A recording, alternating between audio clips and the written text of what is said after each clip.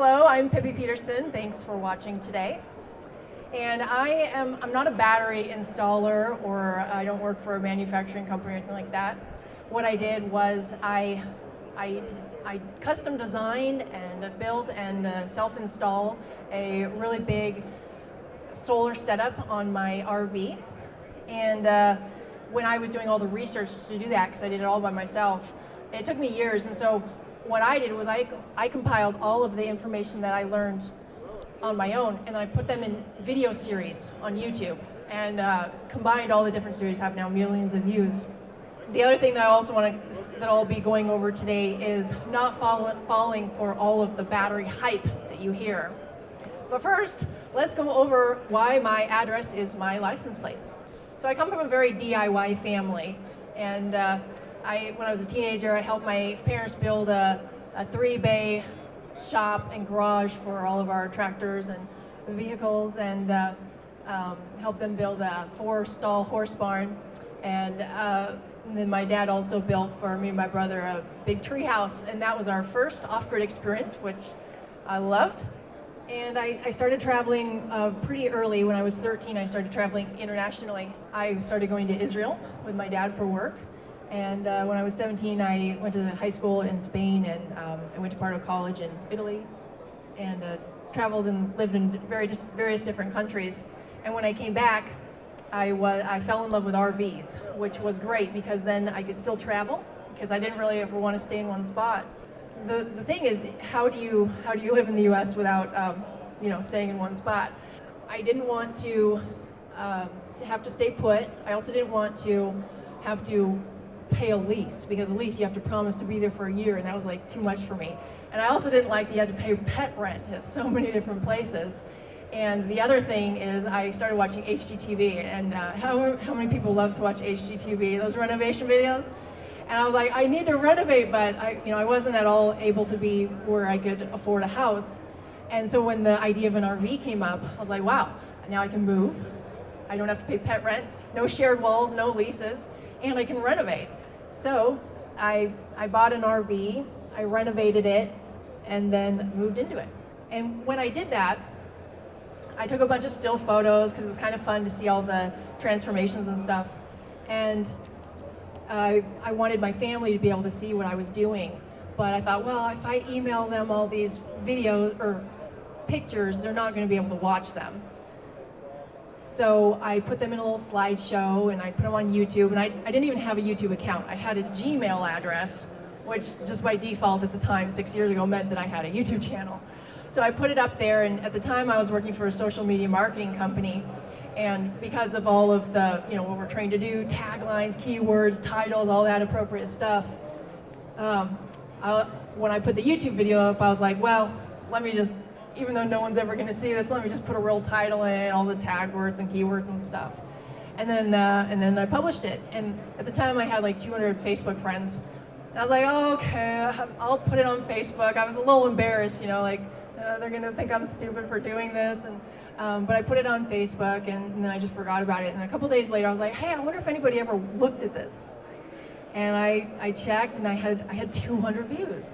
And I was like, well, that's weird, because I have 200 Facebook friends. What's the chance all of them looked at that video? Because, that never happens. And I was like, okay. I forgot about it for a couple more weeks, and I looked again. I had 2,000 views. And I was like, no way. There's no chance that not all my Facebook friends watched it 10 times. So I was like, well, it has to be because I was doing all the correct social media marketing. And the video kept growing, and I was getting the same questions and comments. And so I decided that I would put out another video, and I would answer the questions, respond to the comments, and I would do a tour of my RV. And thinking, what else would I ever film? So I did that, and a friend was helping me film it, because that was the first video I'd ever filmed. And at the end, he goes, okay, now say, subscribe for more videos. I was like, no, because one, I wasn't gonna make any more videos, and two, this is gonna be like the most boring video on YouTube. I was so embarrassed. And he's like, yo, just do it. And he's like, no one cares, right? So I was like, all right, subscribe for more upcoming videos. And that video took off faster than the first one. And 6 years later, I'm up to like 300 videos, making them almost weekly. And there's always new content. So because I work from home, I live on the road, I do YouTube and I do some other consulting, and so I'm living in my RV, traveling in it, and working from it. So power is one of the most important things. And after I had gotten that freedom that I was looking for, to not have to stay in one spot, to not have to pay pet rent and all that, I wanted more freedom. I wanted to be off grid, fully independent.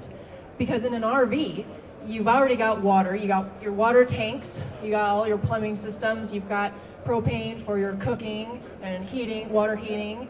And what you don't have reliably, especially if you don't make an attempt to get a better battery than the default one they put in there, what you don't have usually is power.